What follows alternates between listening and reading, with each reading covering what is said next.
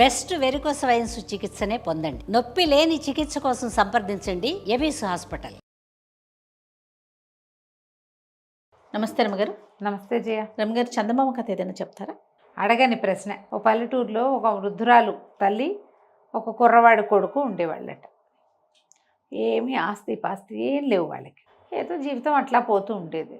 చిన్న పనిచేసేది. చిన్నతనంలో కుర్రాడి చిన్నతనంలో తల్లి ఎటకొట్ట పిల్లాడు తల్లి కడుపు నింపుకునేవాళ్ళు. మెల్లిగా వాడికి 15-17 వచ్చేసరికి అలా మగ పిల్లవాడు పని చేసే వయసు వస్తుందిగా. వాడు బాగా గట్టిగా ఆ పని చేసేవాడు. ఏదో పర్వాలే ఒక మాదిరిగా నడిచేది.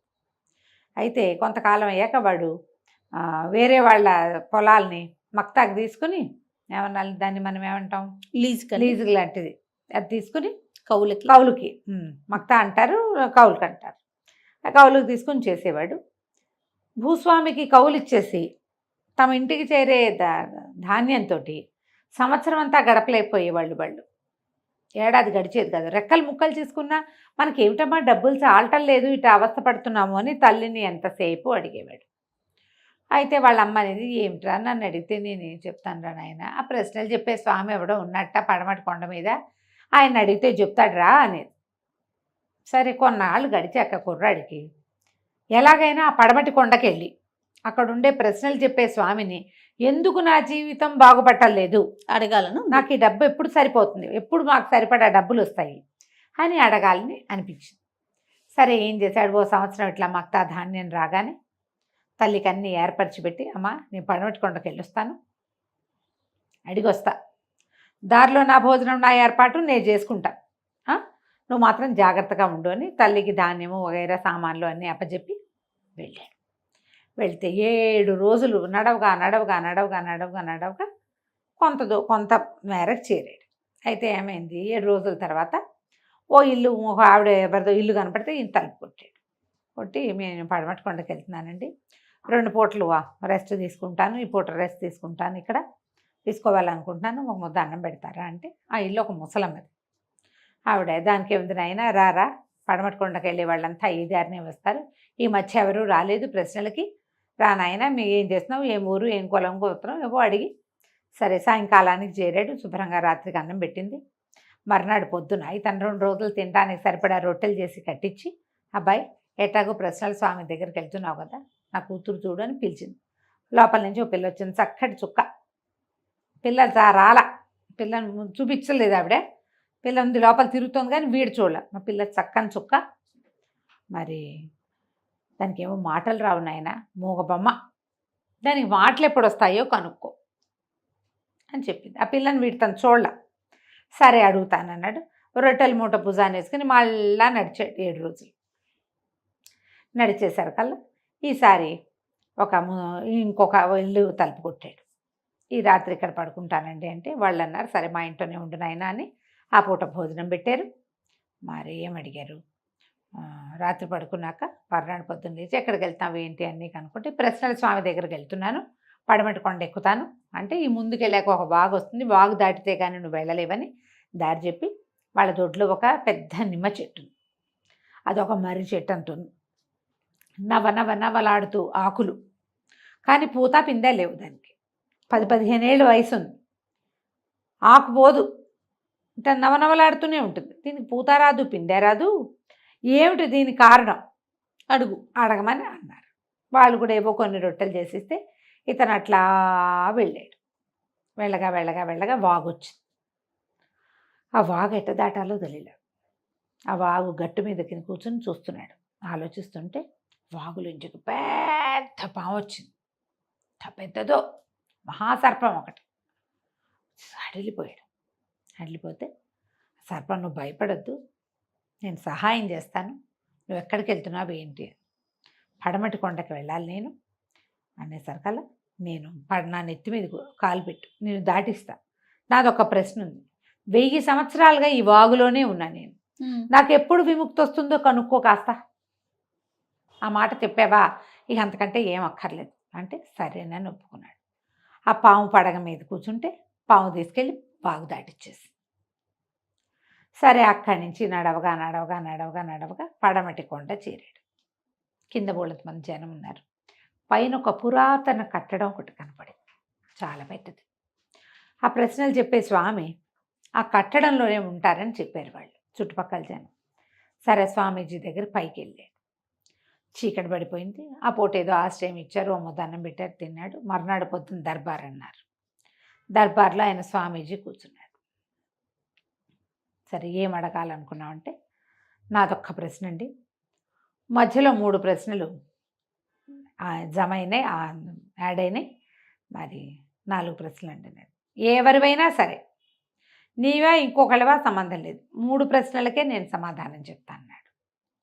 ఈ అబ్బాయి ఎందుకు వచ్చాడు అసలు ఇంత దూరం? నాకెందుకు సంపాదన రాదు, నాకెందుకు డబ్బు తన సమస్య కోసం తన ప్రశ్న అడగల, ఈ 3 అడిగాడు. వాళ్ళ ముగ్గురివి అడిగాడు. 3 ప్రశ్నలకి సమాధానం లభించింది. దండం పెట్టుకుని వచ్చాడు.